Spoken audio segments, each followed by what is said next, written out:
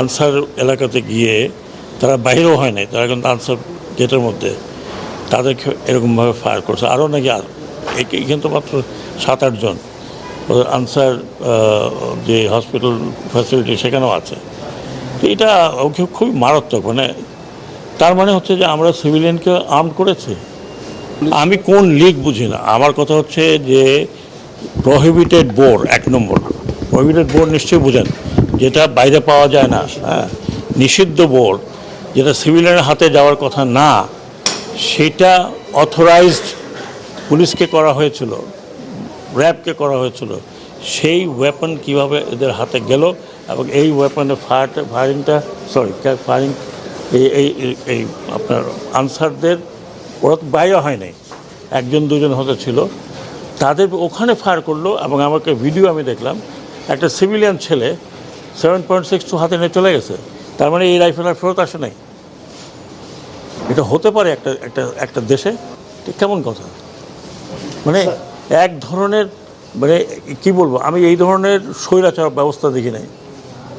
আপনারা ওই আর্মির লোকজন আসছে, তাদেরকে সরাতে বলেন, তারা তো রাইফেল তো কোনো সিভিলিয়ানের হাতে তুলে দেয়নি।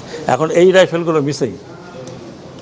তো এই প্রসঙ্গে আমি একটা সুযোগ পেয়ে বলছি, যাদের হাতে এই আনঅথরাইজড ওয়েপন আছে, আগামী 7 দিনের মধ্যে তারা নির্দিষ্ট থানায় জমা দেবেন।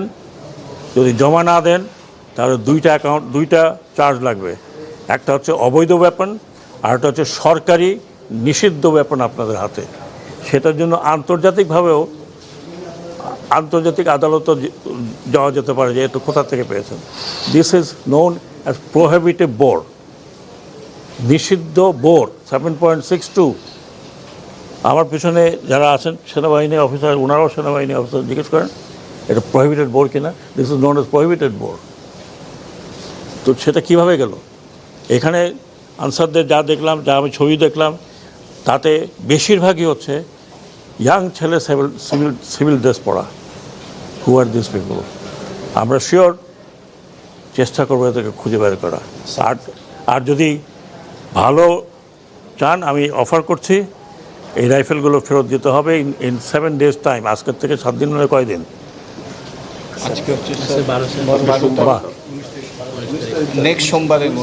নেক্সট সোমবারের মধ্যে ওয়েপন ফেরত আসতে হবে। আর যদি না আসে, আমরা ওয়েপন হান্টে যদি কাউকে পাই, তাহলে তার বিরুদ্ধে 2টো চার্জ লাগবে।